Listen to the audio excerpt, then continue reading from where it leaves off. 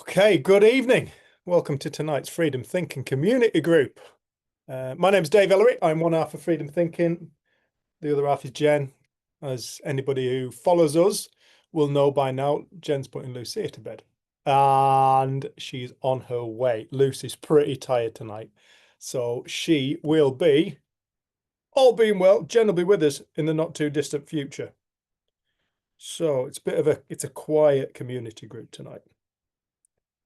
So yeah, just wanted to start by talking a little bit about our retreat. We have a retreat running from the 15th to the 19th of August in the UK, in the Lake District in the UK, in a little village just outside actually of a little village called Coniston. It's on the edge of Coniston Water. And yeah, we're really looking forward to it. It's a 4-day event. It's dinner, bed, and breakfast. We're not bothering with lunch because where we are, many people will be going out for walks. People tend to, in our experience in the past of doing these kind of things, people tend to go off into the village for lunch. They go and have lunch together. They go to the pub, or they generally look after themselves. We've made lunch and then people just don't show up for it. So we're just letting people do whatever they wish for lunch. There is a self-catering element to it. So if you do want to make your own lunch, you can come and do that. So yeah, that's all good. So we're doing that from the 15th to the 19th of August. So if you can make it, if you're interested, please email us at info@freedomthinking.co.uk. I have to apologize. Our website is down. So there is no information on the website. Get in touch with us, info@freedomthinking.co.uk, and we can answer any questions. That's the 15th to the 19th of August, and it's in the Lake District. It's hosted by Jenny and myself. Food is catered. We're looking as best we can to do it all healthy, organic food. Yeah, the kind of food we like to eat. So yeah, if you're interested, please give us a shout. It's looking like it's going to be a really wonderful event. We've got a few people signed up already. Yeah, so please come, please come. We tried to do it during, I don't know, you can't win. Some people say, oh, can you do it during term time whilst the kids are at school? And other people are saying, can you not do it? If you do it during school holidays, I can't go because I have to look after the kids. So we can't win. We can't win. Yeah. And this is a via donation event. If you wish to make a donation, please consider making one.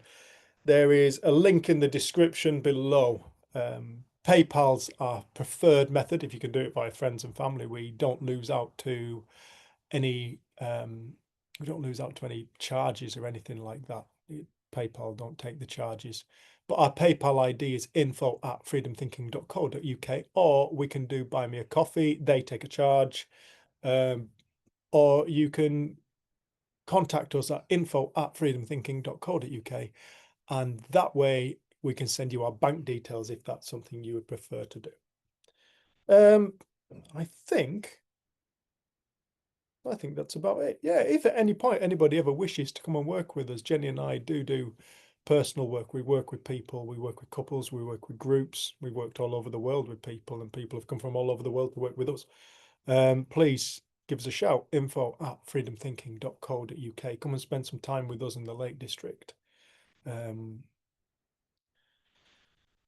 It was interesting whilst I was trying to come up with the idea for the name for the retreat. What the thing that came to me was the Greatest Reset. And the more I sat down and wrote about the Greatest Reset, the more I realized I really didn't like the title. So it's just called the Reset Retreat. And I was thinking whilst I was doing it, like, what is it? What is it we want for people? What is our aim for people when we do our work? What is it? And when I called it the Reset Retreat, in all honesty, I wasn't overly impressed with the title by the end of it. I feel like reset can be seen in a number of ways, but more often than not, a reset kind of appears in my language, in the way I see it, as being somewhere where you come, you recharge, and then you go again. And I feel like that's how people may perceive that title. But that's not what we actually wish for people when we do our work. That's not what we want. And I think, having looked at this now, a more appropriate word would be transformation. That's what we aim to help facilitate within people, is a transformation.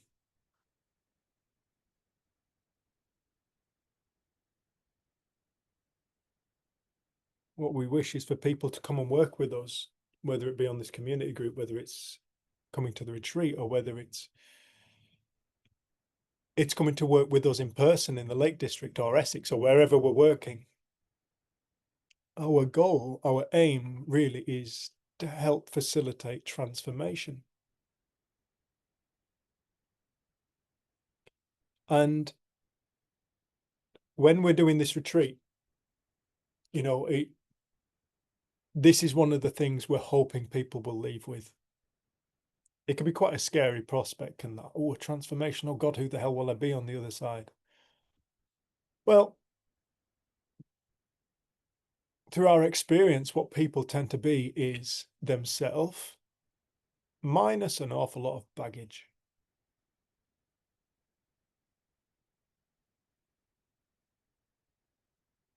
I mentioned this a few weeks ago, but I was speaking with a friend, a client who's a friend. And this girl, she's beautiful. She's beautiful inside and out. And God bless this lady, she's convinced that there's something wrong with her. She's convinced that there's something that needs fixing. Bear with me 1 second. I'm just going to shut this window. 1 sec.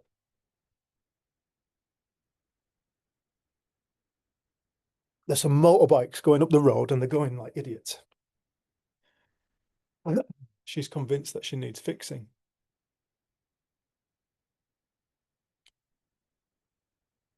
As we were talking, I could see her get quieter and quieter and quieter. She's not a particularly loud person, but I could see the quietness developing within her being. That's the quietness I'm talking about. And as she got quieter and quieter and quieter, I could see a smile creeping up on her face. Not a like a smiley, happy smile, like a relaxing of the frown. As the face kind of returned to its more natural state of being, as the muscles relaxed in her face, I noticed her face start to look lighter. She started to, and I asked her, like I say, I mentioned this a couple of weeks ago, but I asked her a question. I said, how do you feel right now? And she said, I feel great. And I said to her, what are you thinking about? She said, nothing, I'm just listening. I said, interesting. I said, have you been ruminating on the past? Are you ruminating on the past in the present moment? She was like, no. Future? No. I said, right.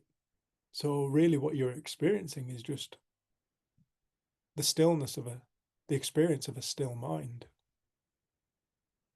A mind that's not analytical, a mind that's not trying to figure everything out, a mind that's not trying to fix anything. You're just experiencing life as it is in the moment.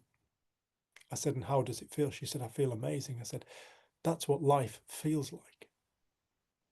Life itself is a beautiful experience. It always is. Underneath the turbulence of the wave patterns of our mind is a stillness, like the stillness of the ocean never goes anywhere below the surface.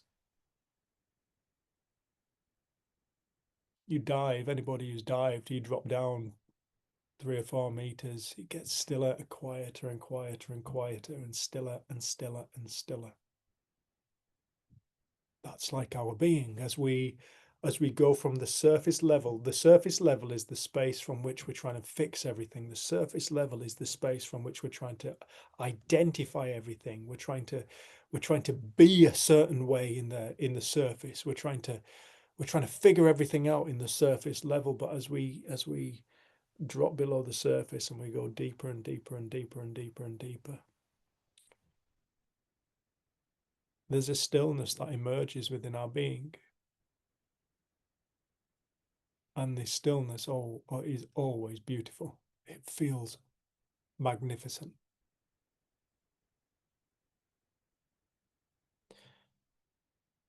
And that was one of the things I realized when I had my experience. That was one of the things I realized was ever present. In fact, that's the truer reality.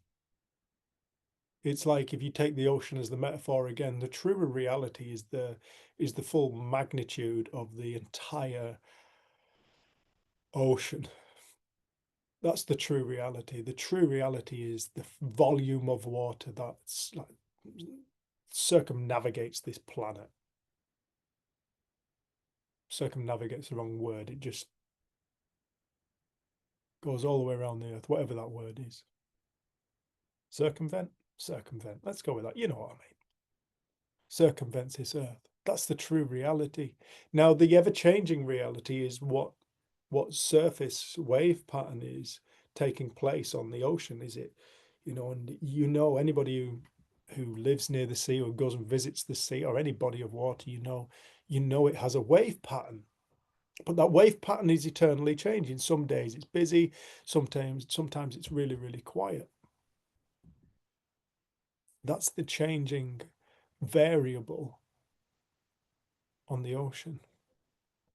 Like our experience, the experience that we experience as our life's goings on, how it feels, how it appears to us, is an ever-changing variable. Have you noticed? Have you noticed? But the thing that doesn't change is the experience of life itself. That experience is the reality that we call our life. That experience is the feelings that thinks, that notices, that is aware. A stillness, a presence of life that is always beautiful.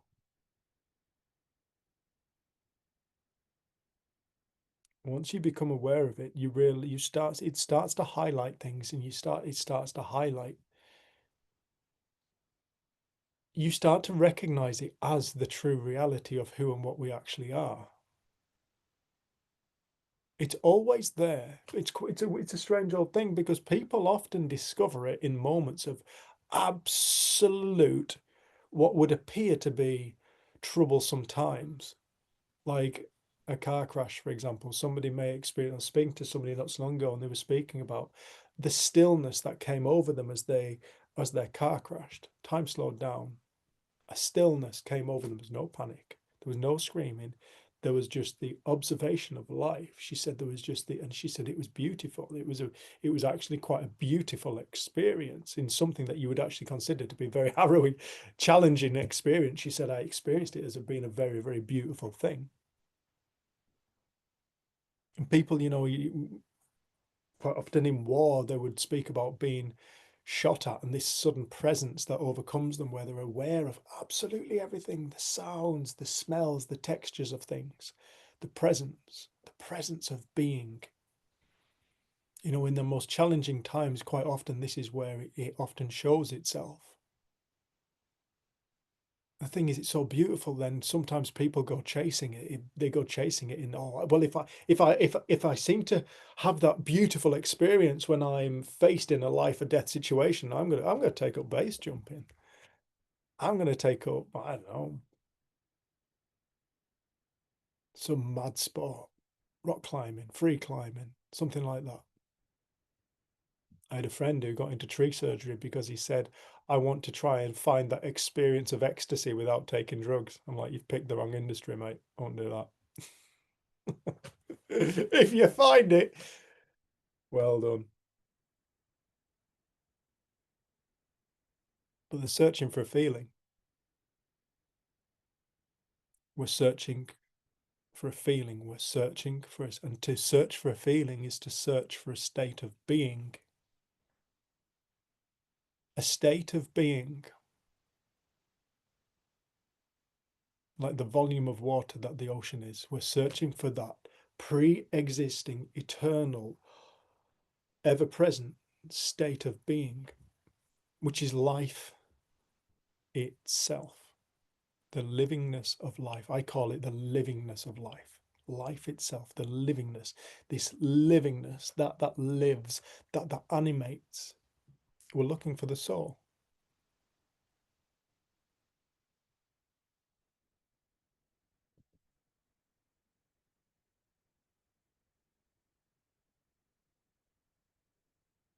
I remember listening to Sid Banks once, and excuse me, he said,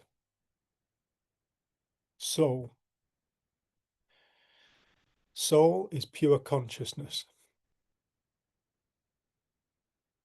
Pure consciousness. Soul is consciousness, the space from which all realities are born, the space that houses all realities, the eternal, the infinite. I often use that word. Sometimes I feel like it can go amiss, the word infinite. It's very easy for us to hear it and go, yeah. But just for a moment, I just want people just to contemplate the notion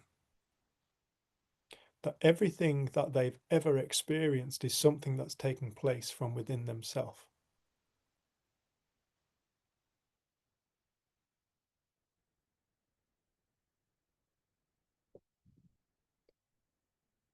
This is where many people will be going to the outside and going, hold on, Dave. Are you telling me that the car crash happened inside me? No, the car crash happened outside of you. It happened, but the only thing you ever got to experience about it was your experience that you created about it. There are people who would go through a car crash and not go through the experience that that lady had. I've had car crashes and time didn't slow down. I wish time had slowed down. Perhaps I could have bloody avoided it. I don't know.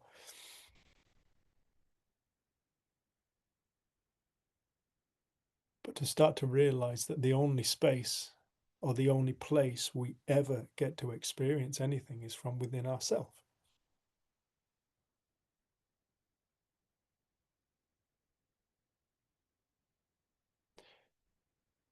The only thing that generates the experience is ourself.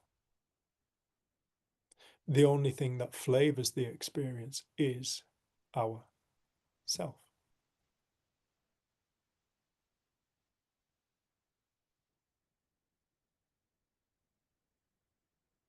I had no respect for the power of thought before I came across Sue. Sue came across me, whichever. And Sid Banks. I remember one day I was working out in Nepal. I went out there with Jen and I think Jen and a couple of other people. And Terry and Brian. Terry Broughton and Brian. And we were working out there. We've been working in, actually, no, it was a different time. Was it a different time? I can't remember. One of the times we were working out in Nepal. And I remember asking these kids, they were, I think they were about 9, 10, 11, something like that.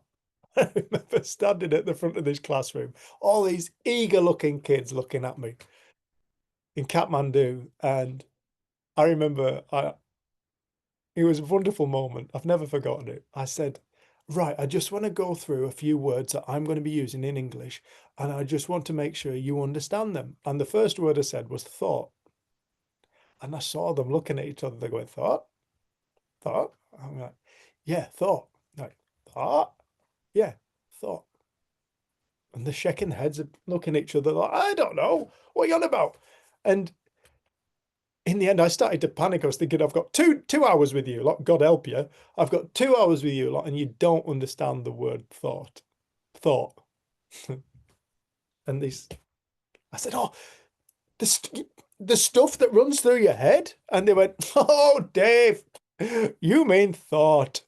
I was like, you're absolutely correct. I was totally schooled by some 10-year-old Nepali lad on English. Yeah, it was fair enough. And he was right. And ever since that moment, I've actually put the T on the end of it. And yeah, thought. I try to anyway. Correct me if I'm wrong. But I remember saying to these kids, how often do you think a day? And it was a bit of a silly question, really, but it was just a curiosity. Because as you start to understand thought, you realize it's infinity.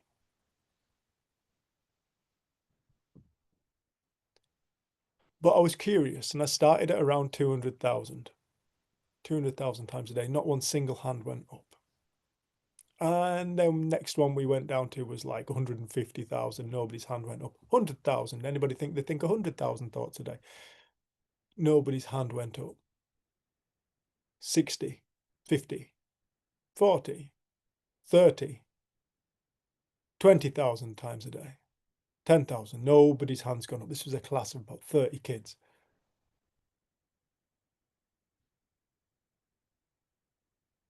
Down into the hundreds, 500 times a day. Nobody's hand's gone up. 200, nobody's hand's gone up. 100, nobody's hand's gone up. I'm starting to think by this point, have they missed the question? Got down to about 50 thoughts a day. Nobody's hand's gone up. 30 thoughts a day. Somebody's hand went up. 25 thoughts a day. More hands went up. 20 times a day. More hands went up. 15 hands a day. 15 times a day. You should see how many hands went up at 15 times a day. It was like the whole class got to around 30 thoughts a day. All of a sudden, all the hands started going up, and all the class was filled with hands up. I was like, thank God they've understood the question. And it was such an interesting thing because then I reflected back at my own life and I could see that, yeah, I get it. That's what I thought. I didn't realize the magnitude of the power of thought. I didn't realize the totality of the power of thought. The interdimensional power of thought. All the dimensions of thought that are taking place within us right here, right now. I'm watching Louise chop what looks like garlic, I think, and something not quite so, yeah, garlic. Not quite so exotic for Louise. Like all the intricate, whilst listening to this conversation, cutting garlic, peeling it, all the intricate movement of her fingers, every single movement is governed by thought. And in the midst of doing all this, in the midst of not cutting her fingers off and managing to peel garlic, she's listening to this conversation. You know, and then there's the fact that the heart's beating. Something's remembering to beat the heart.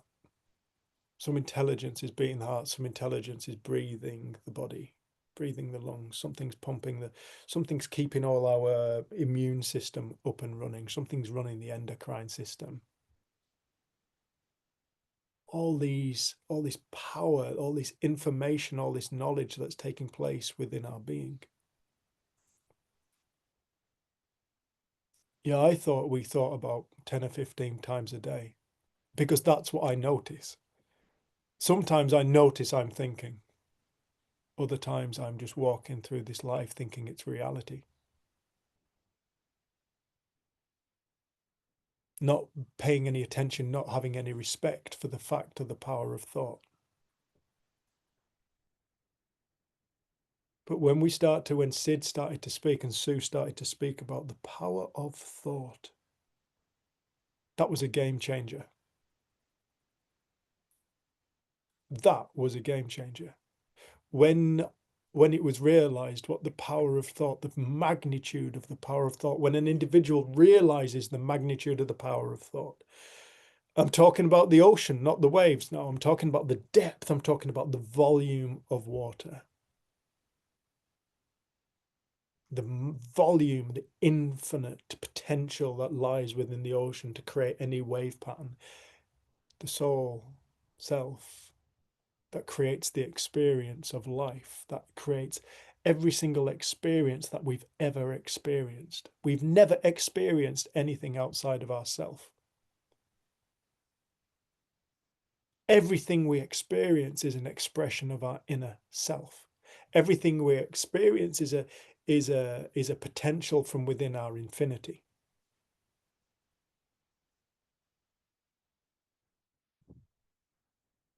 Within our infinite, from within our infinite being.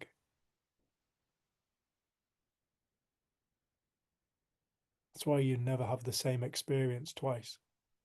You can go to work, do the same job. I'm watching Louise again, still chopping garlic.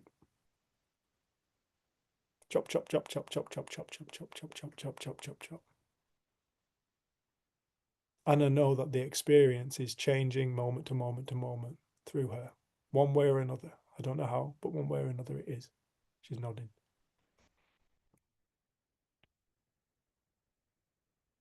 Different expressions, yeah. No problem. Different expressions of our infinite self.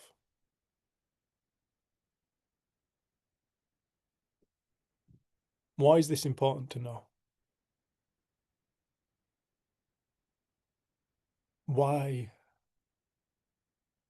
would this be worth any airtime? Why is this worth pondering? Why is this worth comprehending?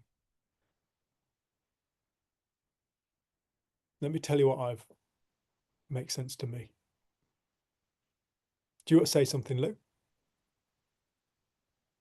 No, you got it. Let me tell you what makes sense to me.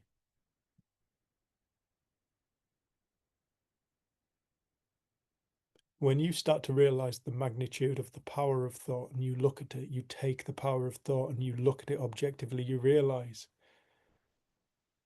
it's not one of mankind's great inventions.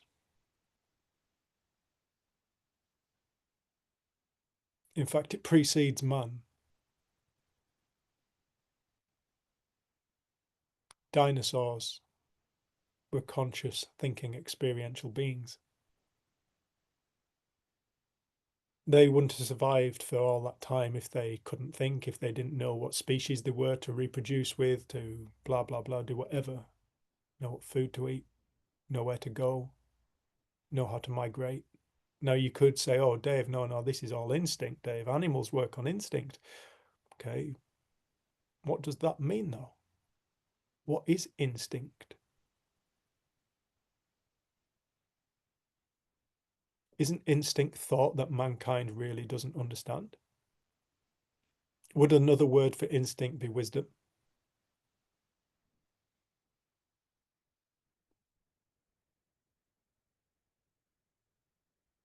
Instinct, instinctual thinking.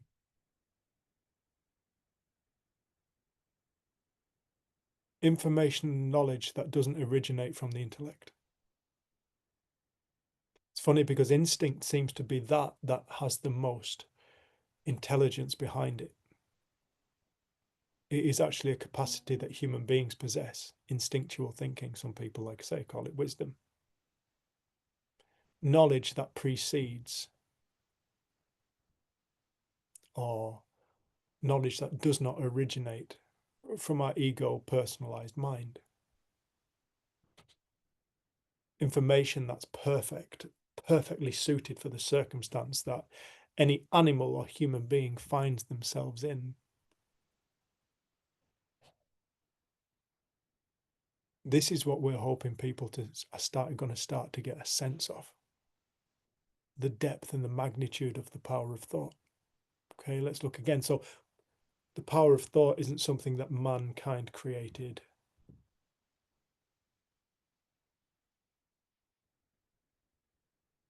The power of thought has no beginning and no end.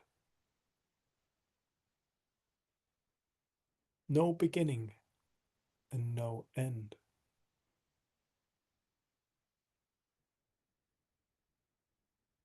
Will you ever run out of thoughts? in this lifetime, will you ever run out of thoughts?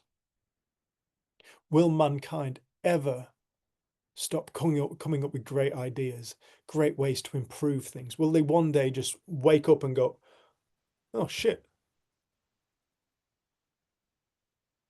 I can only think old thoughts? No, it's done. It's over. I don't think we'll ever reach that point. Because the power of thought is the way in which the universe creates. It takes a potential from within itself. It comes through, in our case, the human being, and then the human being has the capacity to create an experience via that thought, to create all these emotions and identities and whatever via the power of thought. And then it also has the capacity to come up with inventions and means by which to bring from the ethereal dimension, the spiritual dimension, the energetic dimension, and bring it out into the physical dimension. Look at this laptop I'm working on. Look at my watch, the phone, the pen, the cup I'm drinking out of my cup of tea. Cheers. All originated in the power of thought. They were all there, and then one way or another, through different people on this planet, they come through. This information comes into this dimension, this worldly dimension of Earth. This is all going on within inside everybody on Earth. This, to me, is one of the most fascinating discoveries I could possibly comprehend. That we are the space from which that all realities are born. We are the space. When look at what we can do with the power of thought. We can create a hospital that heals. There is technology awaiting our discovery within the power of thought that will transform our healing in a moment. But then we also have the capacity to create an atom bomb. All lies within the power of thought. It has no prejudice. It doesn't judge. It's not biased in any direction. It is literally a neutral force. The power of thought is entirely neutral, like the ocean. The ocean doesn't care whether it produces a tsunami or a ripple. It doesn't judge it. It just produces it, and it creates it, and it then is it, and then it just goes back to whatever it was. That's like us.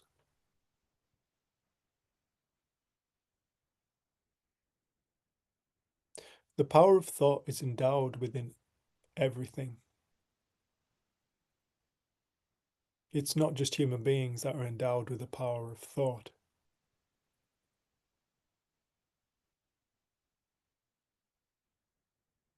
Every living sentient life is endowed with the power of thought. Every tree, every flower, every cell is endowed with the power of thought. Information. The power of thought is information. Look at that word, information. In. Formation. Formation from within.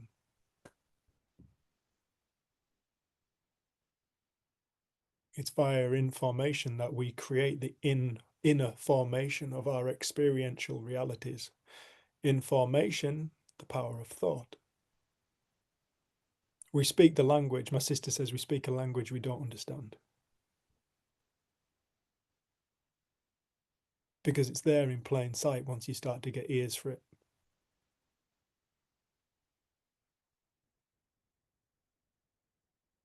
Within every single living being is endowed the power of thought.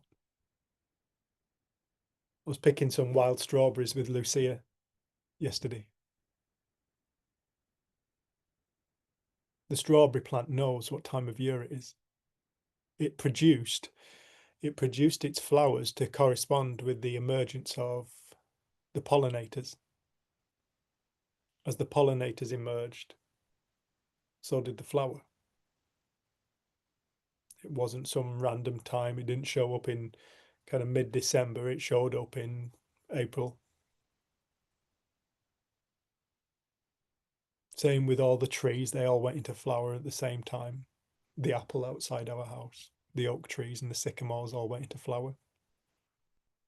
The daffodils, the crocus, right now I can see the rhododendron.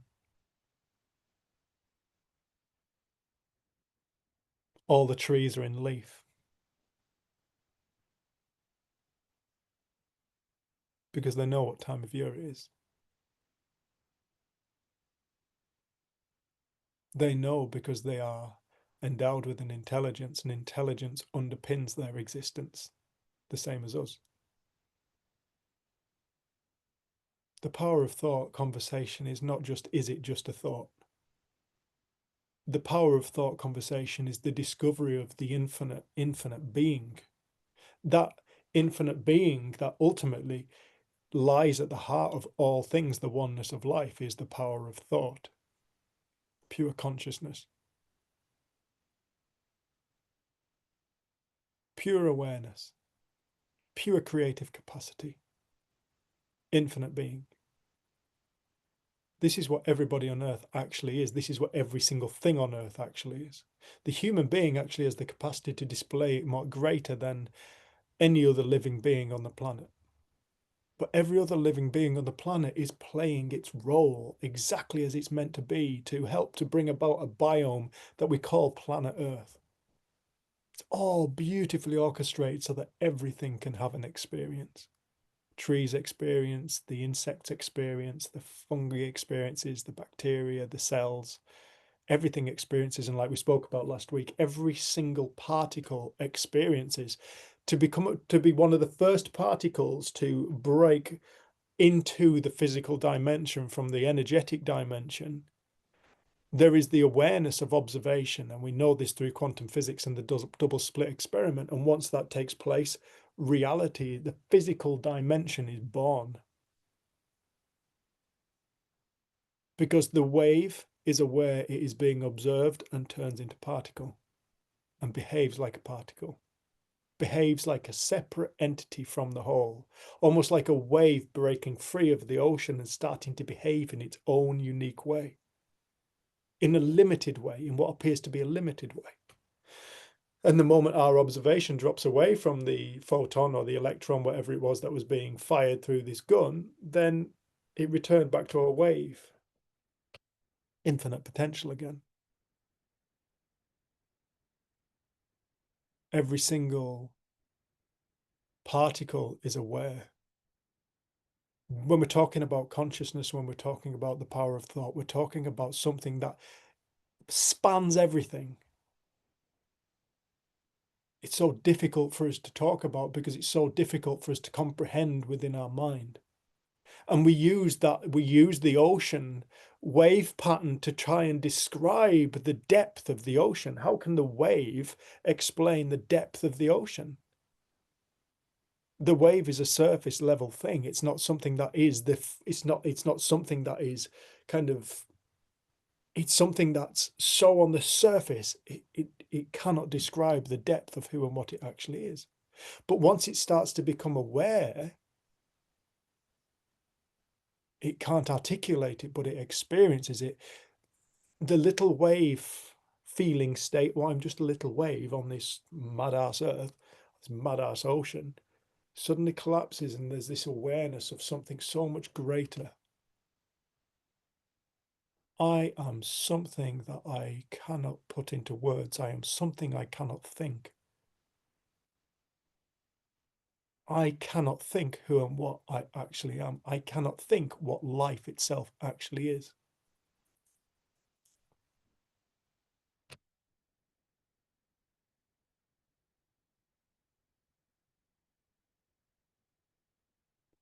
At that point, the identity is collapsed. And the moment the identity collapses, suffering collapses.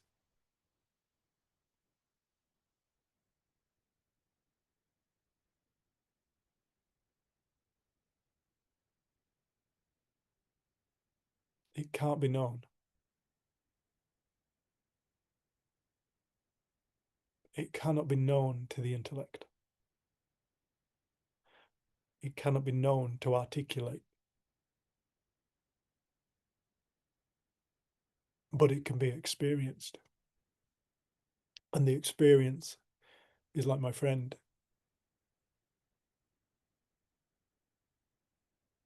It's a peace.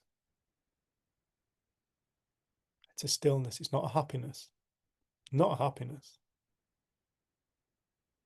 Happiness is something that generally comes after it. But when somebody gets an experience of themselves, what they generally find is an emptiness. An emptiness that I would describe as total fullness. An emptiness that's so at peace, so accepting of everything.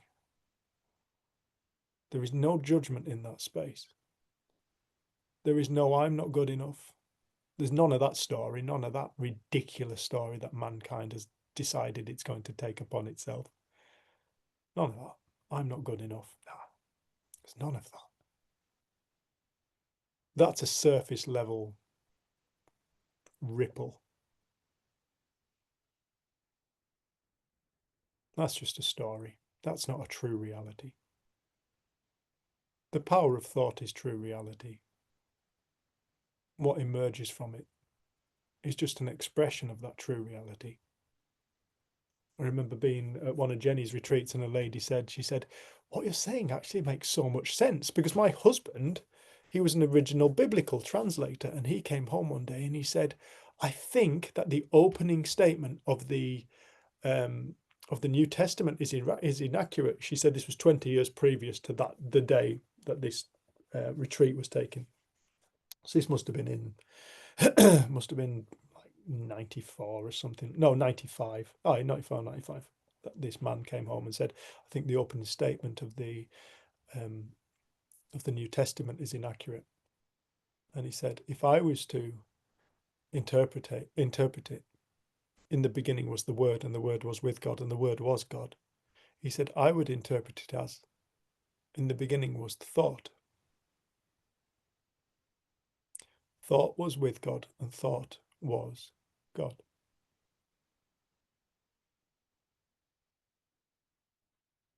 It's interesting they use the word was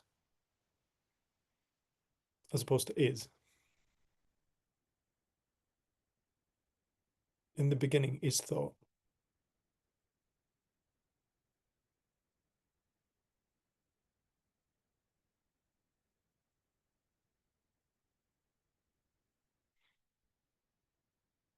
The power of thought only exists in the now. You can't think outside of the now. There is nothing outside of the now. Thought has its laws. It does not exist outside of the now. It will bring to life, it will dream up anything. It's infinite. It has no judgment.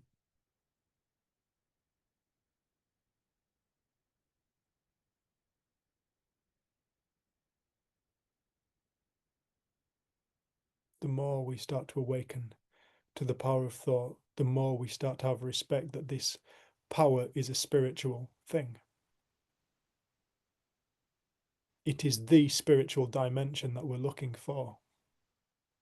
Anybody who's on a spiritual pursuit, they're looking via the power of thought for their true self. Their true self is the power of thought. That goes searching for it is the very thing that's looking out as opposed to looking in.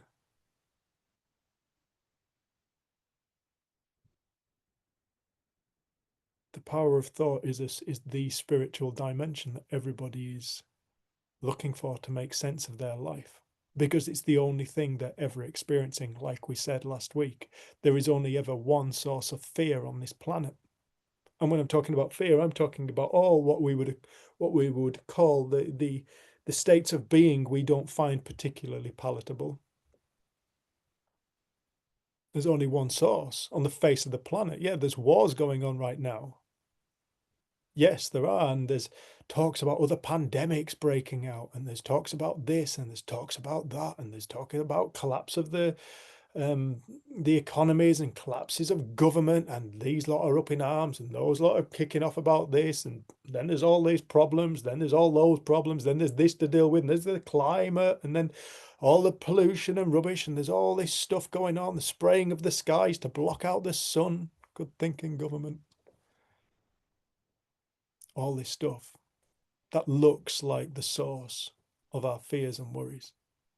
But when you realize the only thing anybody is ever experiencing is the power of thought via themselves, suddenly all that collapses, all this outside world collapses, and you find this inner world. You go from the outside to the inside, and you realize that's the only thing that's ever actually existed.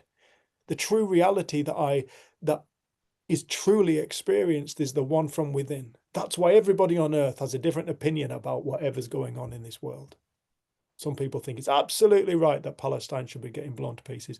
Other people think it's terrible. Some people think Iran should be blown to pieces. Other people think it's terrible. Some people think Israel should be blown to pieces. Some people think that's unacceptable. People think it's a great idea to cover the atmosphere in aluminium and whatever the hell else they're chucking out of aeroplanes at the moment to block out the sun.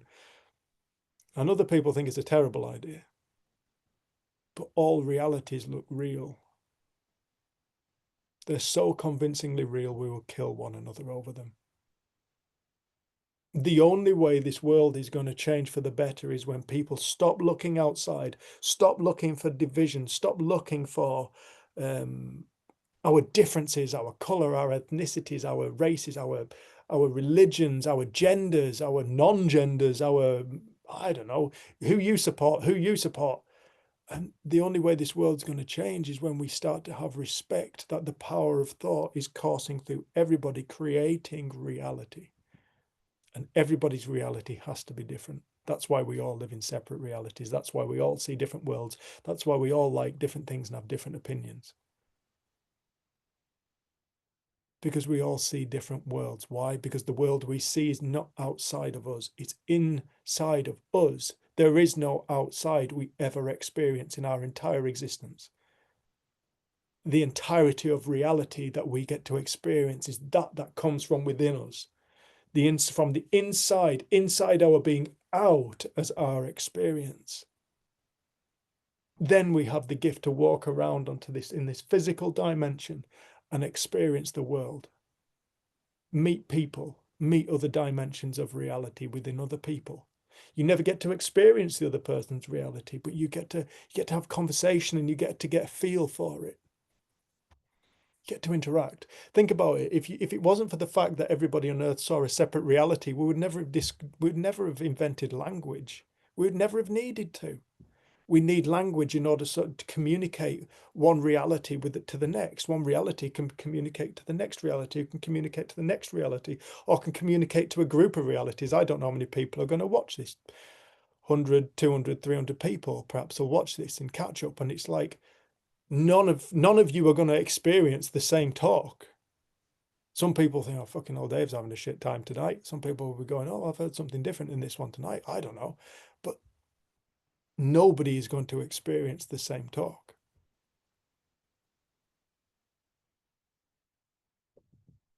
Why? Because it's not coming from outside, it's coming from inside. And when you realize the only thing you're ever experiencing is yourself, what is there truly to be afraid of? I want people just to think about that for a moment. If it's true that the only thing we're ever experiencing is ourself,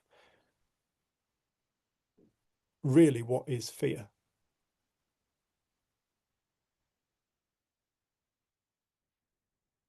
Who is it who isn't good enough? What is this I'm not good enough? If you truly are the infinite being of life itself, what's not good enough? You create reality. We create reality. How fucking awesome do we actually have to be before we fully appreciate the fact that we are magnificent beings? Every single one of us, we are unknowable, mysterious beings of infinite reality creating capacity.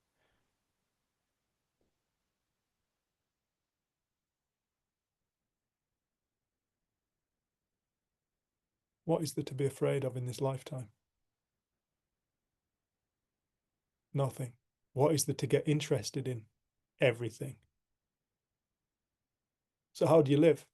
Once you start to understand this, how do I live, Dave? I've lived in this certain way for all these years. I've gone to work, I've done this, I've not really enjoyed my work, but I've earned plenty of money, and now I'm kind of realizing that was a crock of shit, and I'm looking for I need something to. If I listen to you, Dave, and I start to feel this, how will I live? Well, I hope what you'll start to do is you'll start to enjoy your life. You'll start to do the things that you love.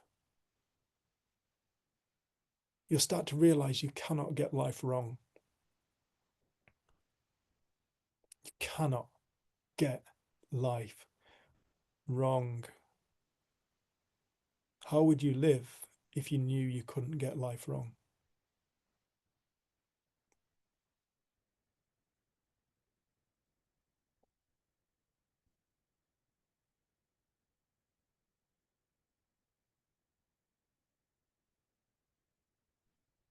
This is a spiritual reality, everyone.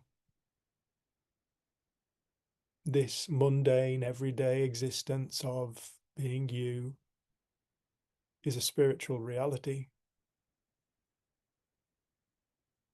It's magnificent. We just haven't noticed.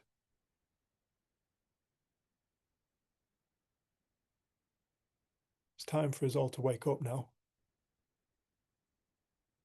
It's time for us all to wake up and realize who we and what we actually are. It's time for us to step into our freedom. I'm not talking about political, financial, or anything like that kind of freedom. That has no power. That stuff has no power. It has no hold over us. The freedom exists within us the moment our beliefs collapse around all that stuff. We're all free already. People want to escape the matrix. Somebody once asked me to do a talk on escaping the matrix. I just said the matrix isn't outside. You're talking about something that's outside of you. No, you never get to experience that. The matrix you're talking about is a belief system within us. It's a thought. It's a thought thick, as Sid would say. It has no power. It only has the power that we believe it to have. If you think there's something to escape, you'll run around spending your life trying to escape something that was actually a thought. It was a belief.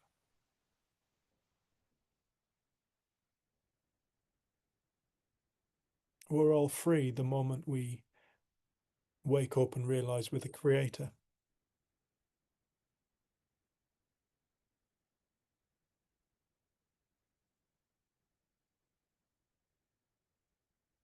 As Jesus said, the kingdom, God's kingdom, is within the heart of every man, woman, and child.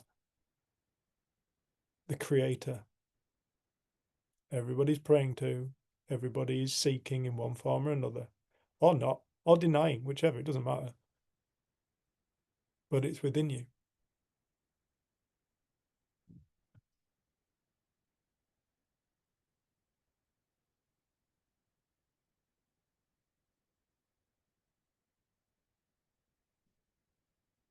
It's all within.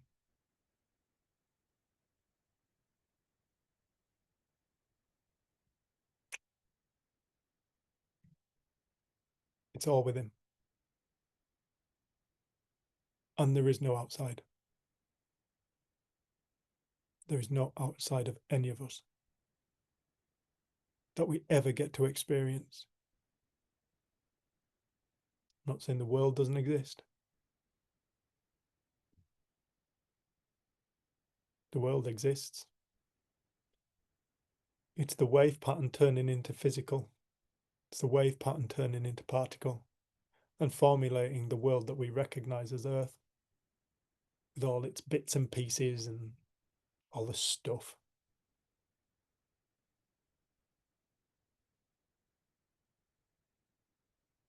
But we're not separate from it. It's not something that exists independently of us. It exists because of us. And I'm not talking about the body. I'm talking about as in the physical body, This exists because of us too. The physical body exists because of us. If it wasn't for us, the pre-existing us, the livingness of life, consciousness, the power of thought, there would be no need for a physical body. But the physical body is the means by which in this world we get to walk around and create an experience. Something to be loved, respected, and treasured.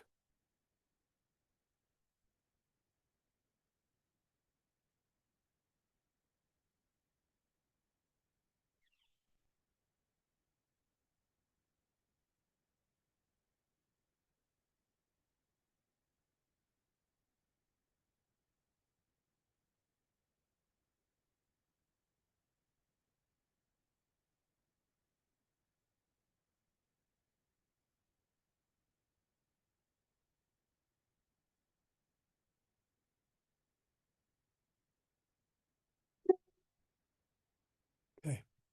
Does anybody want to say anything?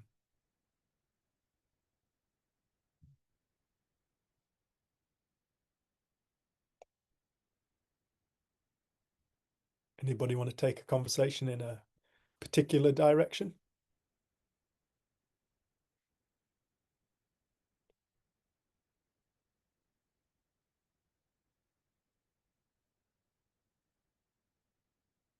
Lise, you got anything you want to talk about? Lou? Hi. Oh, yeah. Were you meaning this me Lise or the other Lise? No, there's only one Lise on. There's a Louise. Oh. Oh. Give me 5 minutes. Yeah, no problems. Because I'm late to the call and I would like to hear what you're exploring. We were exploring something quite different this week. We're exploring the power of thought, the power of mind. Okay. Yeah, we're exploring what it is to be human.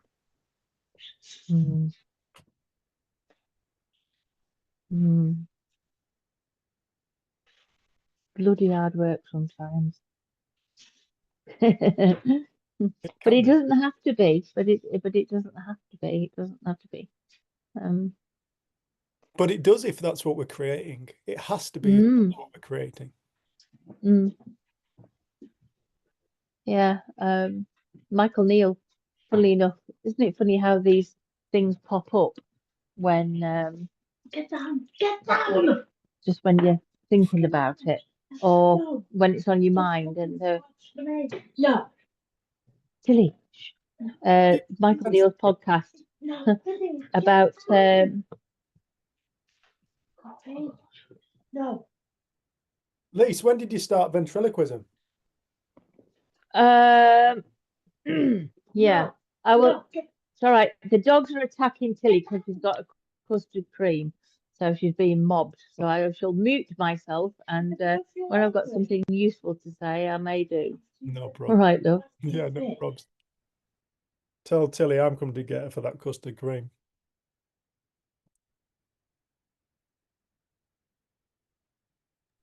With a cup of tea. Hey, with a cup of tea? With a cup of tea, oh yeah. I have just finished mine.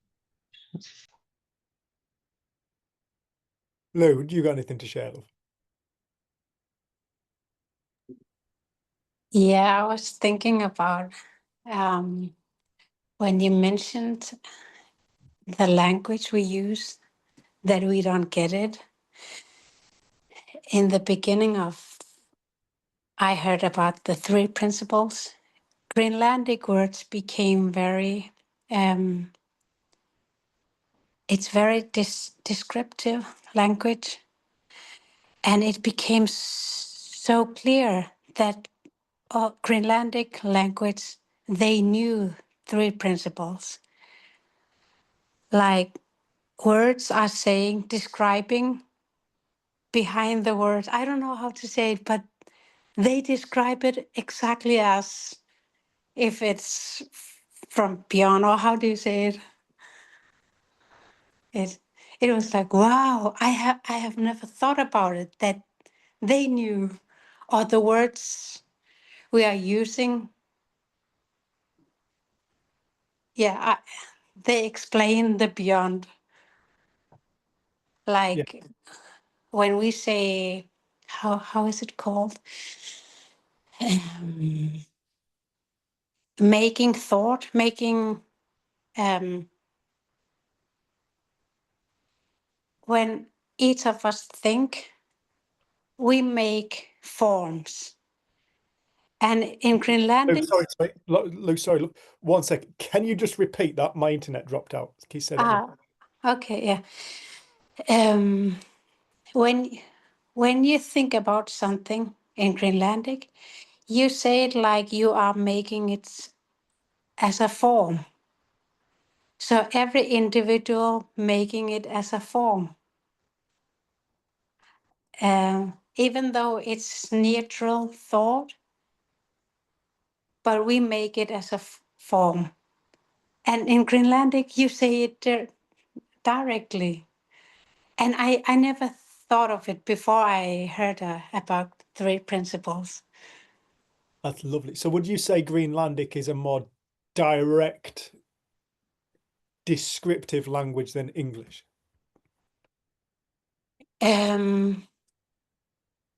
Yes, because when we say I'm thinking, we are not saying in English that I'm making a form. In Right. Greenlandic, you say it, I'm making a form, something like that. So that would be that if you were to translate thinking into from Greenlandic, it would literally translate as I am making a form. Yeah, something like that. Oh, And beautiful. we were a group talking about it. Ooh, like they knew it. They knew exactly what's happening. I'm making a note of that.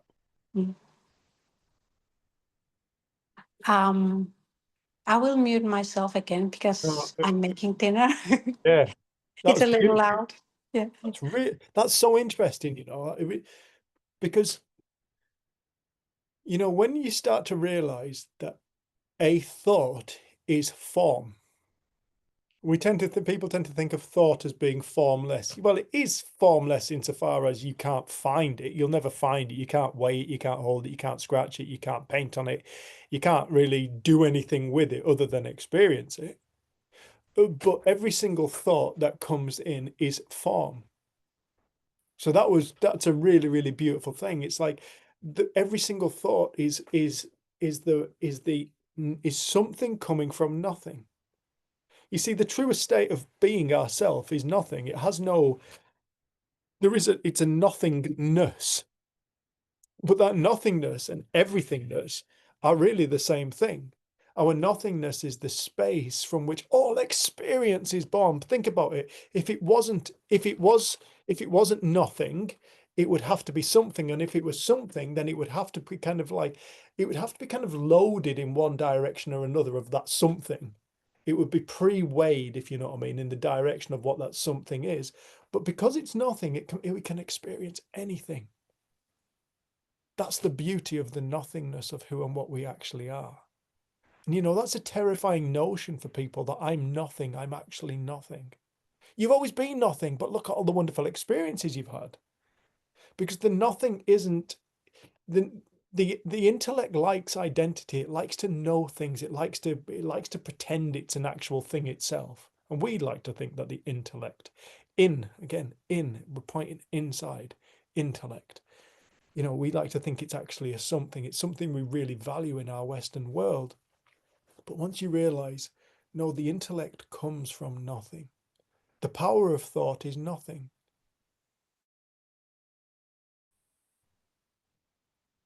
Did that drop out just then for you lot? Right, yeah. The power of thought is nothing. It is no thing. But look at the word nothing. No thing. No thing. Well, you could look around, and the moment you start to see things as no thing, you realize everything is the same thing. Because no thing collapses identity, but it doesn't mean that thing isn't here. No thing and everything are the same thing. They're the same state. Do you know what the word thought I am having a thought. Translates to in Greenlandic. Don't Mhm. read it.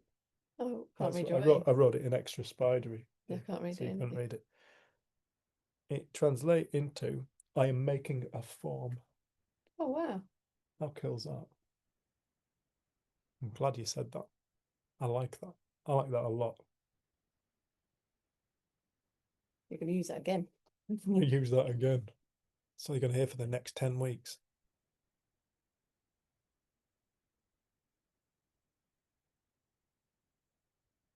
But that translation is so literal and so accurate. I am making a form. I am making a form. I am that creates form. Who are we? What are we? What is that creates that form?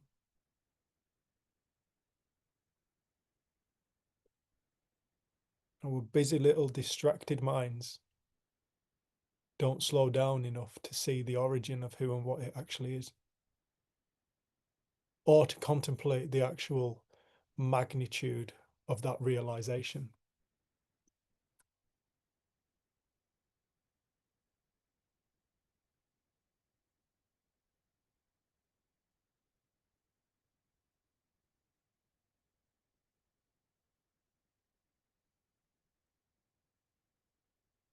Who is Samsung SM G998B who's just joined?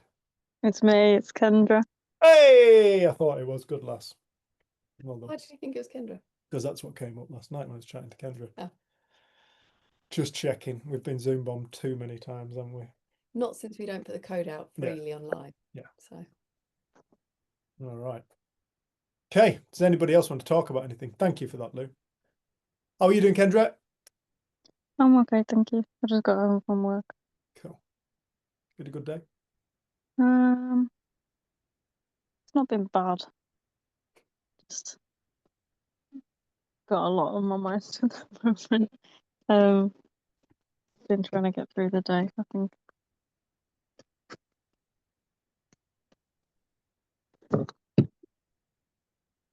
Thanks for coming. Thanks for having me. Do you want to talk about anything? Lisa's what you were talking about? Was it come back? You still getting people getting Well, custard creams? I'm on the Twixes now and a cup of tea. Rough, they sans. I was thinking, it came to me the other day when I was sat in the garden and I was looking to the bottom of the garden, just about, observing thought. And if you were sat on the stage and you were looking at the auditorium and thoughts popped up like, you're not enough, you're not good enough, you can't do this. Just how visually, if we were in a theatre setting, how if they had a megaphone and one would pop up and say, I don't know what to cook for tea. I can't cope.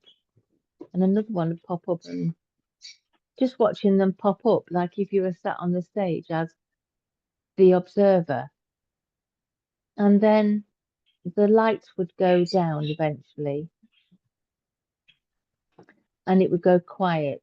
And that's when the voices of insight came quietly, just to the side quietly. And I just saw it as a theatre production. Just being the observer of the thoughts and how that's for me, seeing it visually as in a play you know, was really quite powerful. Cool. Hmm. Yeah, that's. Do you want to say anything to that? I think it would just make a really good. Amdram. Yeah, I do. And Yeah. like the people with the megaphones would be wearing you know, the Guy Fawkes mask, because fear is a liar and he never shows his face. Fear's not a lie. And well, I think he is a liar Why? because of all the times that you know, especially when I'm having the night terrors, you know, and he's never shown his face, no matter how terrifying it's been and how terrifying he has said it's going to be. And the stuff that he says are lies. They're not necessarily lies, they're creations. Yeah, In creations. the Greenlandic, do you know what they say in Greek? Do you know the word English translates to in Greenlandic? Thinking or thought? Or Form. I am making a form. I am making a form.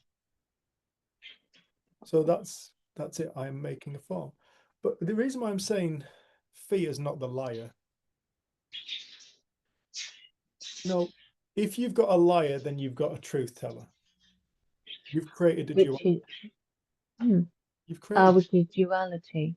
You have to have done, and you've split the power of thought into two, good and bad.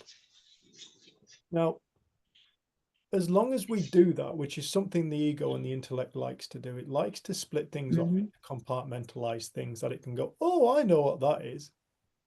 Right? It likes to think it knows something. The moment we go, oh, thought's a liar or fear's inaccurate or whatever, we split the power of thought. And that's not where the power, the magnitude and the revelation that I think that people are searching for, it comes from. It comes from the realization, shit, the whole of life is one thing. That creates the most beautiful experiences of my lifetime, creates the most harrowing experiences of my lifetime. Thoughts, fear is not a liar, it's an expression, it's a form. It's a form that's created from within ourselves. In the same way, joy is an expression, it's a form that's created from within ourselves. They're both, like if you were to take the ocean, you know, as a metaphor, which I like to use the ocean as the metaphor. You take the ocean, we're talking about the ocean. When we start going to thinking, this thought, that thought, good thought, right thought, fearful thought, happy thought, we start looking at the waves. We start looking at the form that the ocean has taken, and we start thinking that the wave pattern is what we need to become aware of. I need to become more aware of this wave pattern. The problem with, you know fine well, because you live near Morecambe Bay, you go down to Morecambe Bay and you go and look at the wave pattern and go and try and analyze it. Oh, it's changed. It's a temporary thing. It's a temporary, okay? Yeah. However, the water isn't temporary. The water's eternal. Oh, wow. And it's only because of the water that the wave pattern has the capacity to be born. Oh, okay. Oh, right. Yeah. See, I knew that, but I've just seen it. Now seen it.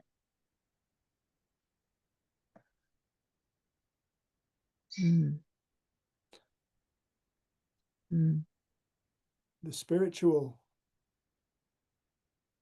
and people, you can call it whatever the heck you want. I call it spiritual. And the reason why I call it spiritual is because it's before my comprehension. It's a force so massive, it's godlike. And, you know, when you look at the power of thought, people don't want to talk about the power of thought. They want to talk about mind. Well, mind is the power of thought. I don't want to talk about thought. I want to talk about consciousness. Well, consciousness is the same thing. It's that animates. It's that creates. Thoughts are what consciousness does. Another word for the power of thought is consciousness. There's no, let's not divide it. Let's keep it all one thing, because it is, anybody who has a spiritual experience will describe it as a singularity event. Everything's one. But we like to divide things up. And even Sid himself said it was the trinity of one. Mind, consciousness, and thought, the trinity of one. They're all three apparent attributes of one singular force, which is life itself. And it's from these three apparent attributes, mind, consciousness, thought, that our realities are born, whether that be harrowing in a moment, sublime, joyous, whatever it be. It's all born from one thing. But the thing is, we get caught up in the details. We hear the power of thought, we instantly go to thinking, we go to the waves. Mm. The power of thought is the ocean. Yes. The power Thinking of is the waves. Wow. Yeah. thinking is looking at the waves. The waves come and go. That's why nobody finds peace through analyzing their own thinking. They get distracted. Yeah. They spend ages looking at their own thoughts. They'll sit on the sofa and analyze their own mind. They won't get up and live. They won't go out and live, which is what we want for people. We want people to walk away from these things. We want people to get up, walk out the door, and start to live and start to play with reality. Shit, I am the creator of reality. If I get scared, it doesn't matter. I created it. If I get depressed, I created it. Do you know what I mean? It's like, it's not who I am, it's what I created. Like the ocean isn't a wave. But the wave only exists because of the ocean. The ocean is the eternal presence. The wave is it's the expression. So in my theatre production, those people that were standing up with the megaphones and saying, you know, you're not good enough or whatever, those thoughts that come up, they're waves, aren't they? Yeah. Mm. The wave has no power. Of course, waves have power, Dave. Tsunamis, you know, they wipe out towns and cities and all that stuff. No, it's the ocean that has the power, because it came from the ocean. Without the ocean, there could never have been a tsunami. But in that case, it's, in your metaphor, insight is a wave.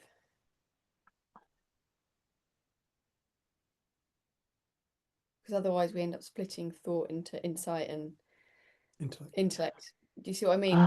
It's all come from the same force. Some things seem to guide us in a healthy direction. Some things seem to take us in a not so healthy direction. But it all comes from the same place, through the power of thought, bringing into form an idea, a new idea, an old idea, a new belief, an old belief. It's all the same stuff.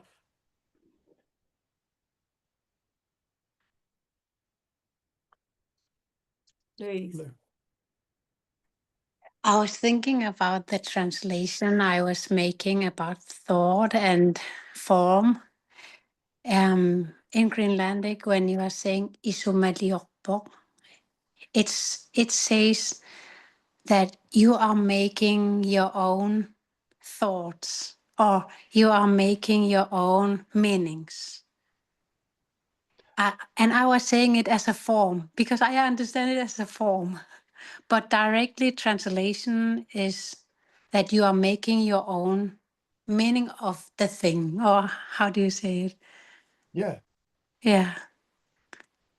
There we So go it's- again. Yeah, I am creating, or you are creating your own reality. yeah. Of this external world. Mm-hmm.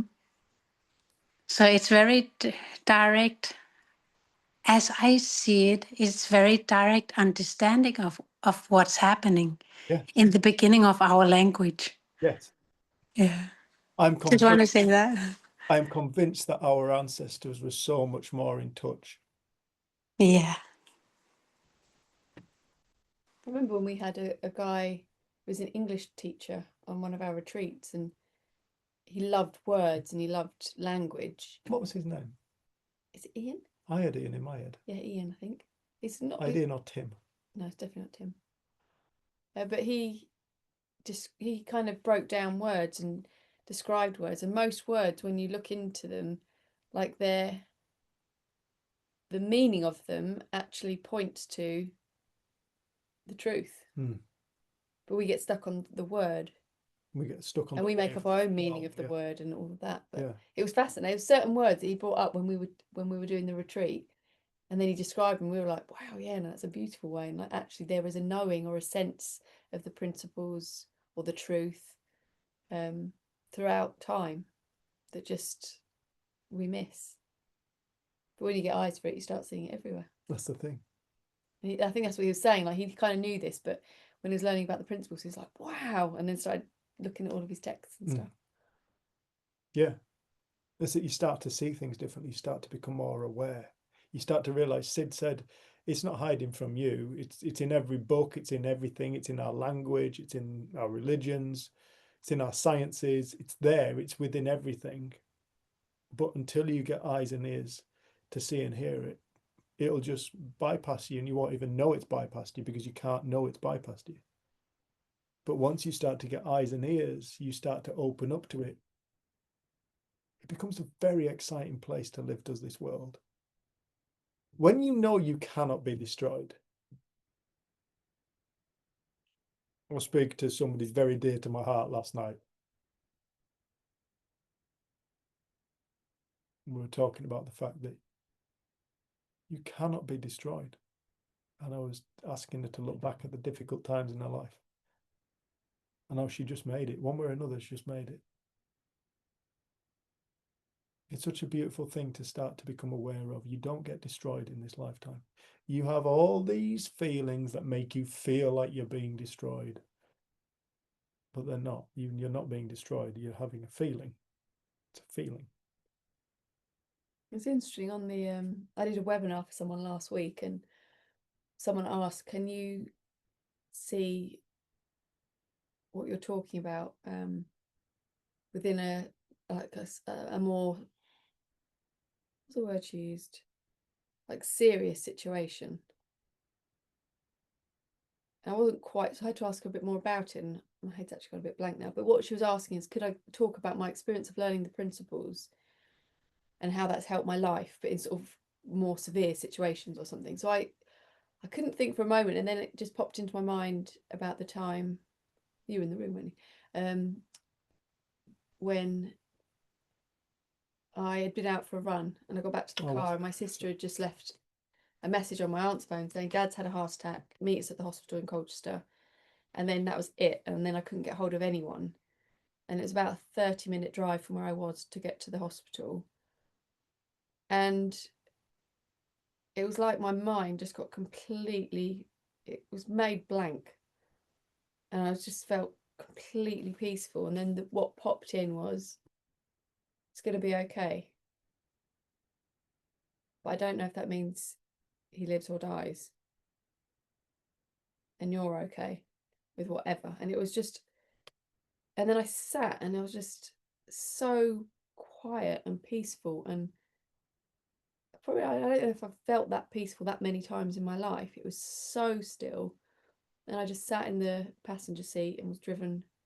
And then actually, when we arrived at the hospital, he was sat up with a mask on. He was just getting out the ambulance. They were just getting him out the ambulance. And I said it was like all unnecessary thought just got like cleared away, and what I needed in the moment was there. But it's funny because one of the things that used to be my greatest fear as a kid is like losing my mum and dad. And the thought of it, even as an adult, could bring me to tears of like, how am I going to cope? I'm not going to be able to cope. I can't imagine life without them in it. And then when I was faced with the potential that that might be what I was meeting at the hospital, to be told that, I had no idea the severity of it. I didn't know anything about it. But another experience found me, and I'm sure if I had been met with a different outcome, that he wasn't okay, I would have had all kinds of emotion come up. But it was just the experience of that car drive. And then I was thinking this morning, I was going to meet a friend and I had to get a bus, and I felt so stressed.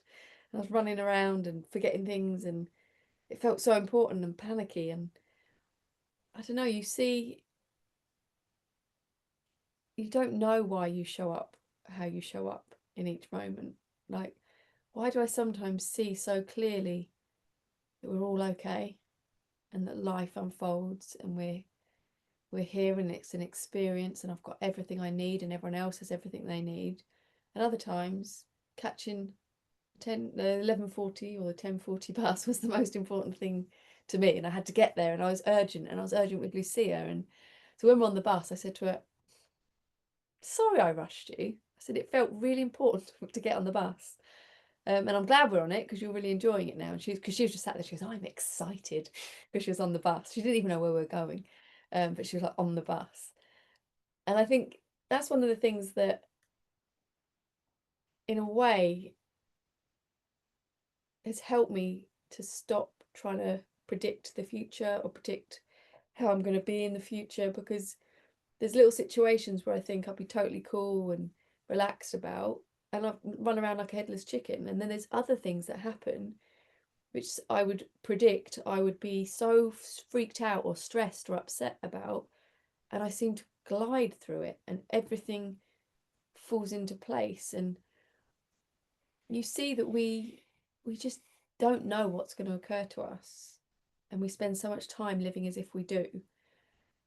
And I think we have those little moments, like that moment with my dad, it must have been like 12 years ago, 13 years ago now, but it still has come to mind. Like, I feel like I was shown something then about the truth of life, that ultimately, whether we live or die, we're not, in terms of this form, we're okay, we're untouchable spirit. The form will come and go, but there's something eternal within us. And I think that's the thing that has taken so much off of my mind. Like, I can't figure it all out. Who and what we truly are is unbreakable, untouchable spirit. But we get to be here in a form and play at life. And sometimes we'll take it incredibly seriously, and we'll take ourselves incredibly seriously, and things will feel tough. And other times we'll be light-hearted and joyful and playful. And I don't know, and I think there is a direction and a movement of noticing that and seeing that, not looking at what it is or analysing it, but just noticing we're going to have all kinds of experience in this lifetime. And we are far more powerful than we think. And like we've said to each other sometimes, God, we can get so lazy with our thinking. We can slip back into old patterns of thought or reaction. And I think I'm loving catching myself mid reaction or mid, like, oh, you're doing that to yourself again. And just come in, and then I got to come back. And I think that's the beauty of learning and knowing that we are all expressions of a source, and we are that source, and we are these temporary expressions, and all of it is the fun and games of trying to figure it all out with our mind, which can't figure it out because it's too late. And then life becomes less serious and more like, what next? What next?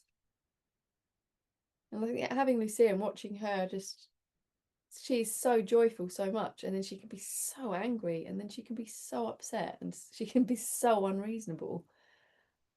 But I see all of that in me. I think I'm probably a bit more polite about it, but it goes on inside. And it's like, you see, she's just 3 years old, and I see the innocence in all of it. And I love it regardless. And I think that is allowing me and helping me to love and see myself different, and to love and see other people different in a much deeper way. That we are all doing the best we can, given how we see the world in any moment. Louise?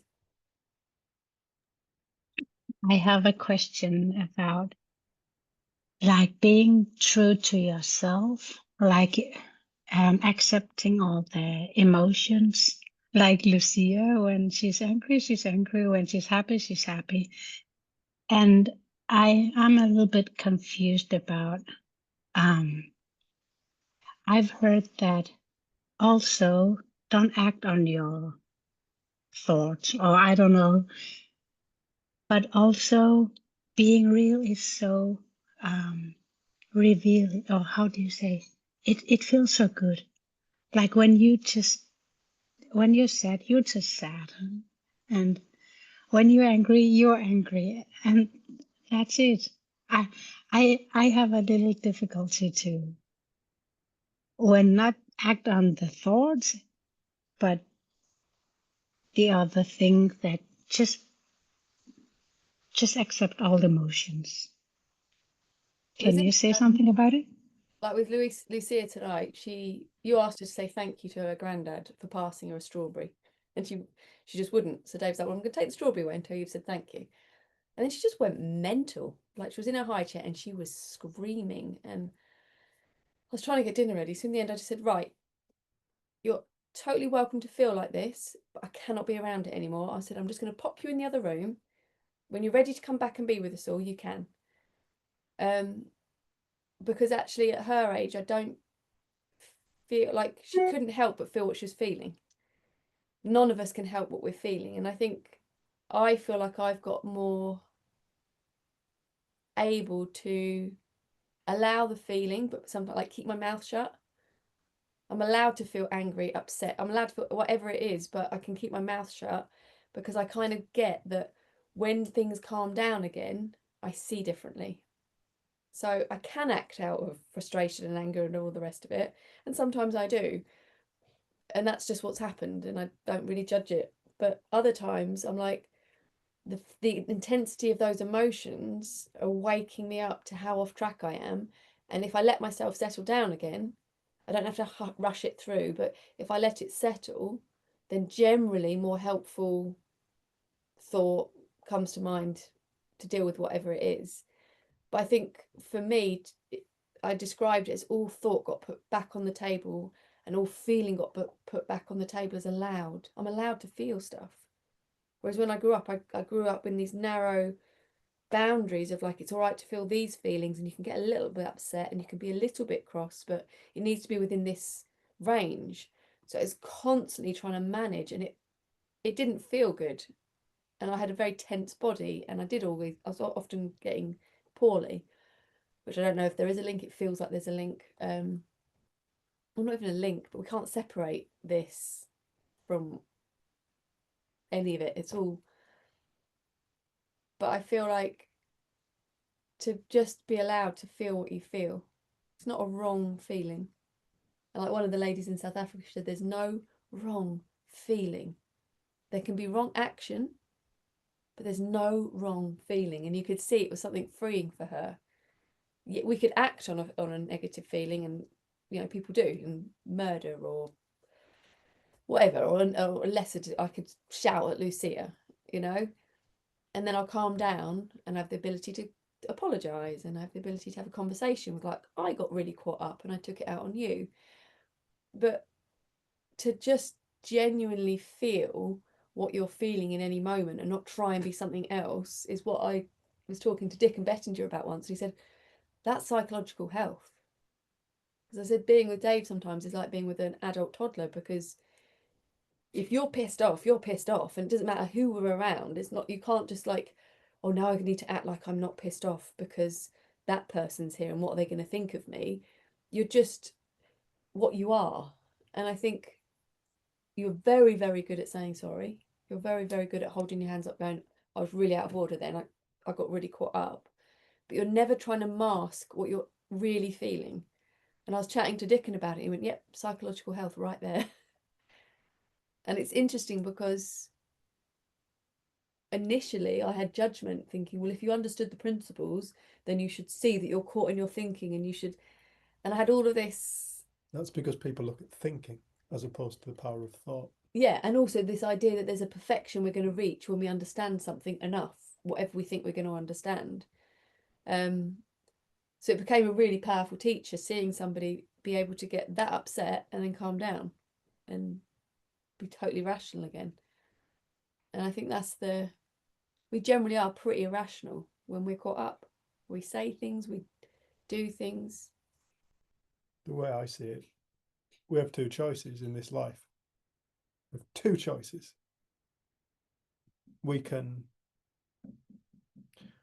go through this life judging our thoughts and feelings, or we can go through this life accepting. Either way, life's going to happen. Either way, we're going to feel the spectrum of experience. You're going to feel it. You're a human being.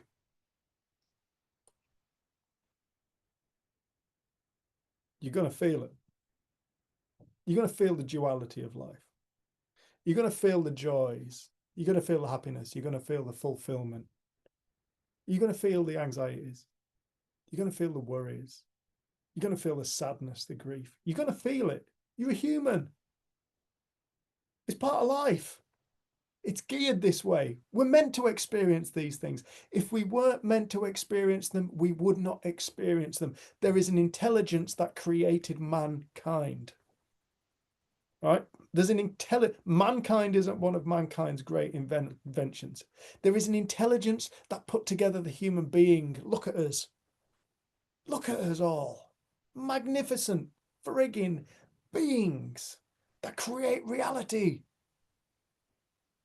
Something orchestrated this. A deeper intelligence orchestrated this. This isn't random chance. The universe isn't random. Where's all the random shit evolving itself out of existence? Where is it? It doesn't exist like that. It exists that if any evolution takes place, it's for the betterment of the being. Notice it. Evolution works in a most intelligent way. Evolution only exists because of intelligence. It's not random. So whatever created mankind is so intelligent. It's something we can't even contemplate with our intellects. But in actual fact, it is who and what we actually are. And we are built with the capacity as human beings to feel all these feelings because we're meant to. We're meant to. If we weren't meant to, we wouldn't. It's that simple. So we have two choices in my mind. We can either walk through this life living in constant judgment of our minds, our thoughts, our self, our feelings, or we can accept I'm a human being.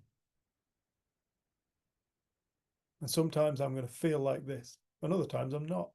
Why? Because it's like a wave pattern. Everything's a wave pattern. Look at physicists, speak to a physicist, they'll say everything's energy. What is energy?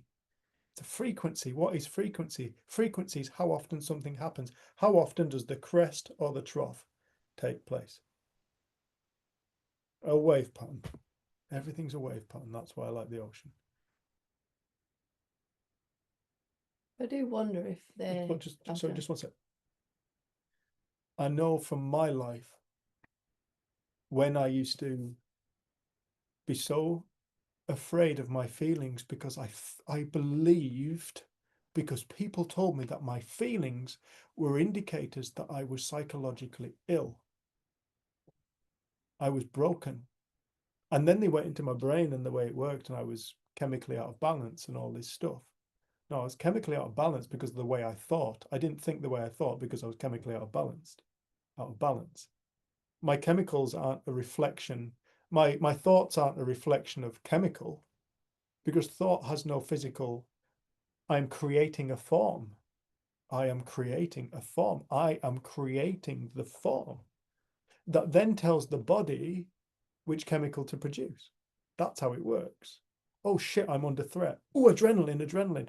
You know people, everybody knows people who will go into adrenaline and fear states at the drop of a hat, and you'll look at them and go, all right, look, calm down. It's not, not a lot to worry about here. We all know those people. It's not them, it's not their bodies kind of, it's their body is responding to the way that they are perceiving. What is a perception created from? It's created from how we're thinking about something. It's created from the power of thought. Okay, so I was so in fear of my feelings and my experience because I believed I was somehow at some point I was going to go out of complete and utter control, and my whole life was just going to unravel and just turn to shit. Somehow it was just going to explode like a party popper full of glitter and just go. You couldn't hold yourself together long enough, Dave, and look at the state of you now. You've blown yourself to pieces. I thought that was going to happen. It never did. Never did. But I lived in total fear of my thoughts and feelings. And to wake up in 2013 and realize, fucking hell, it's all one thing. The singularity of life, and the thing that completely took over in that moment was something that I would give the word love to. Love. Love was the only thing, a depth of love that I cannot comprehend, but I can't articulate, but it was recognized as being true and real, truer and realer than any other experience I'd ever experienced in my life. Even falling in love in this human form does not compare it to the magnitude of the love that the soul is, that our true self is, that whatever you want to call it, creator, God, whatever you want to call it, is that exists before I created a form, before I created a reality, before I created an experience. And then to come back into the kind of human dimension again and realize you don't need to be afraid of anything. It's all whatever that is, whatever lies before the creation of this form is what everything is. So therefore, the only thing I'm ever afraid of is that. But that is the space through which creation comes from. That is the space from which creation comes from in order to be experienced in this dimension of reality, as my reality, as Jen's reality, as Louise, Kendra's, as Lisa's. It's the ocean. That's the metaphor of the ocean, that space. Everything after that is a wave. So I have two choices. I can go through my life living in, and I've lived both lives. I've lived the life of being in total judgment of my thoughts and feelings and be afraid of my thoughts, my immoral thoughts, my illegal thoughts, my thoughts I wouldn't dare tell people for fear of social isolation and judgment. I still have them from time to time. They haven't stopped. The difference is my relationship to it changed. My relationship to my thoughts, to my feelings, to my experience changed. Yeah, I just allow myself to feel now. There's something really beautiful about allowing yourself to feel. It comes and goes like that. If you are afraid of a feeling, you create the very feeling you're trying to get rid of, fear. You're creating it because I'm afraid to feel that way. I'm judgmental about my feeling. There you go. You've instantly created the very thing you're trying to avoid. But the more we can kind of live in the awareness that there is, and I liken it to a rainbow, there are no wrong colors in the rainbow. It's a spectrum. It's a spectrum of light. Like the human emotional system is a spectrum. It's a spectrum of consciousness. Light, as it's described in the Bible, is consciousness. It's funny that. It's the same spectrum, really. So you have this spectrum of experience that that nature, whatever intelligence creates nature, that created, we are nature. Human beings are nature. We're not separate. Whatever intelligence created the natural everythingness of all things, whatever that space is, that infinite beingness, created us with the capacity to feel all these feelings. And we have two choices. We can either judge ourselves or we can accept that. There is an easy road and there's a hard road.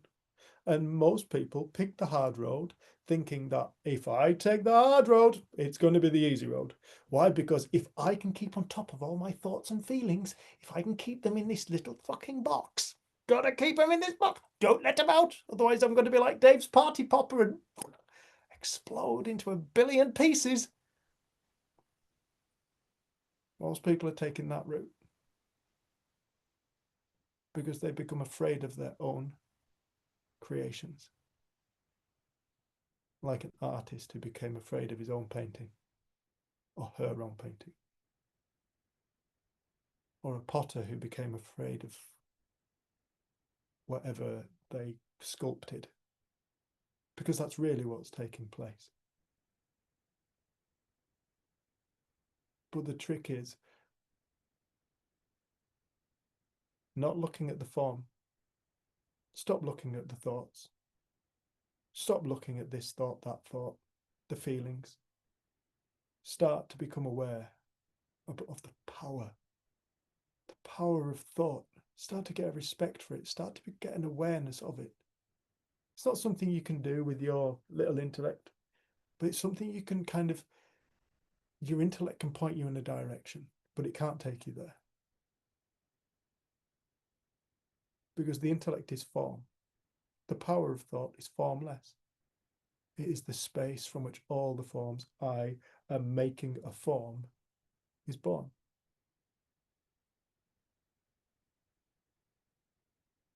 Yeah. That's something you were talking about. Yeah. I don't know if I'll be able to talk about it now. Sorry.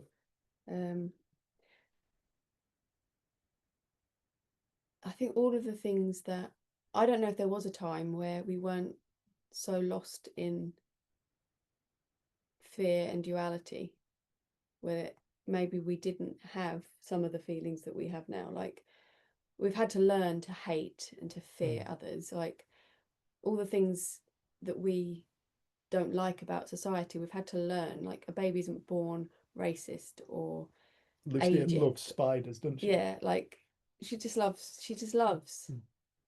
And we live in a very kind of artificial, in a way, like, it's such a crazy existence that we are where we are here now. And I do wonder if there were simpler times where there wasn't the extreme of it all, because I feel like we learned and we I don't know, I just feel like it feels like so artificial and so far from maybe how, if you look at animals, yes, they feel afraid and yes, they love and all those things, but I don't think they live in such a busy state. Information world, like in and out of their experience without the judgment. Rusty was a great example of that, wasn't Yeah, but even he, I don't know, I feel like because he'd live with us, like live with humans. Yeah, I don't know, yeah. I just kind of feel like our natural state maybe wasn't like this, but I don't know. But then we've evolved to create all of this. We've created all of this. The power of thought through mankind has created the cities, the world, the technology, all of it. And I think that's probably why people often think, we're here to learn. We're here to, get lost to only be found again. And actually it's a divine dream. It's described as a dream by so many people because actually the only thing that's getting lost is our little creations. And the little creations aren't who we really are. But when we recognise who we are, I don't think we take getting lost so seriously. But it seems to be a movement within a being that wakes up to this towards love and towards compassion and kindness, and a movement away from fear and hatred and judge and I don't know, categorizing people and all that stuff. and then the dualities in life start to collapse for us when we see. Yes, I don't know. There's something around that when you were speaking. I don't think I can put it into I like words, that. but I thought you did a very good job. And I think when you do the rainbow diagram, when I really saw you had light and water creating the rainbow, and you said, right, now I'm going to change the word light for consciousness and the rain or the water for thought. I kind of just saw like, well, consciousness is pure light, and it's a refraction that creates all the colors. Life is pure light, and it gets refracted into all of these different emotions and colors, but it's all pure light at its essence. It just appears as many colors, or it appears as many emotions. And then you said, and the thing is, the rainbow's an illusion. Yeah. So I when The it, rainbow. I is remember an we're in illusion. the Innate Health Centre in Yeah. London, or the iHeart Centre, Mm. and we were talking to Brian. I just That's right. suddenly really, I was like, whoa, that's even taken on a bigger meaning for me Mm. now, because I'd always loved that diagram. Yeah, the rainbow is an illusion. But it's a beautiful one. Yep. It's It's an your incredible rainbow. one. It's your rainbow. Go and play with it, because you have this gift whilst you're on Earth to play your life. You're And not going to be destroyed. and then when someone was talking to me about, actually it takes our eye to create the Yeah, the rainbow doesn't exist outside of you. Yeah. and all of that, you're like, then we think we know something, and then you realize, yeah, it feels exciting, because you feel like you're creating something that you understand, and then you're like, hang on a minute, does any of it exist in the way that we think? And you realize you don't know anything, and you're back to there. This is why I think that about space, like science is always saying it's expanding. I'm like, in my mind, of course it's expanding. You keep looking. As long as you look, creation is taking place. You're going to find, because that's the way reality works. You know, everything you see outside of yourself is an event taking place inside of yourself. It's mind-boggling, but it's the way it works. And when people truly see it, when people truly realize the reality of it, that reality is inverted. What we think, the whole of reality has been inverted. And the moment we reorientate ourselves, and we set our map to north, and we align the compass with north, and you start walking in the correct direction, you realize it's very, very simple. We've been trying to get from A to B without a map or a compass, never even knowing where the hell we were starting, or where we were supposed to end up, where A was or where B is. And we had no idea. But all of a sudden, once you reorientate your being, not that it was actually disorientated, it just appeared disorientated. But once you reorientate, once the apparent disorientation dissolves, and you are left with orientation, the true north, the true map, you realize you are always exactly, you were in A. A is where B is. You were always there. You never left it. In order to find it, you never went anywhere. In order to find it, there wasn't time involved. It happened in a moment. And all of the story just gets put into its rightful place.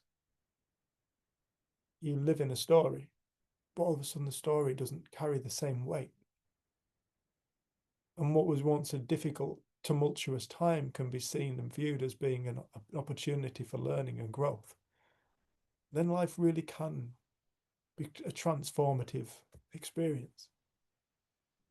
It can be a place to play. Because really that's what this is. We take it far too seriously. So many people are trying to fix themselves. They never get there. Because they're not broken.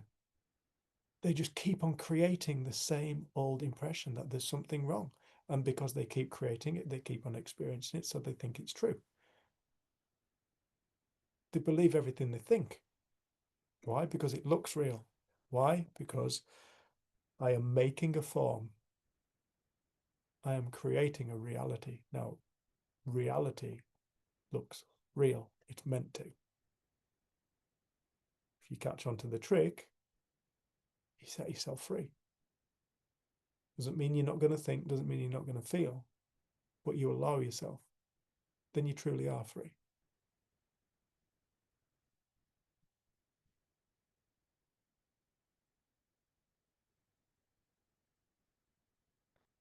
Call it night. Thank you, everyone. Let's call it a night. Again, if you want to come to our retreat, 15th to the 19th of August, please come. It's going to be a wonderful, wonderful. We've been and seen the venue, haven't we? It's the venue we've been looking for in lots of ways, isn't it? It is, yeah. Stunning, stunning, stunning place. And yeah, give us a shout, info@freedomthinking.co.uk. Get in touch with us. We can arrange a phone call, we can have a conversation. Yeah, and if you can and wish to, please make a donation. Descriptions are in the descriptions, all the donation information, and just sending everybody so much love. Thank you so much for tonight. Thank you. And Louise, can't believe you were having Japanese. It was delicious. I bet it was. We're going to go to Louise's for tea one night. Oh, nice. Yeah, it's only 4 hours away by plane. That's not bad. No, You are very welcome here. thank you. Thank you. Thank you so much, everybody, for coming. Sending you so much love, Louise. You've been an absolute star. Thank you. Thank you. Thanks, Lise. Thanks, Kendra. Thanks, Louise. God bless. Loads of love.